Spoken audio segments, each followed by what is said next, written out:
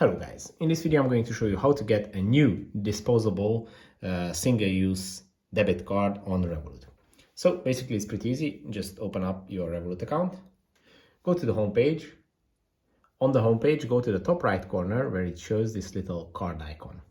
Here you can see all your cards on your Revolut account and go to the disposable card. And if you want to get a new disposable card, meaning that you want to change the card number and have new details for a new payment, you just have to tap on Settings and you can regenerate the details. The second option is going to be it.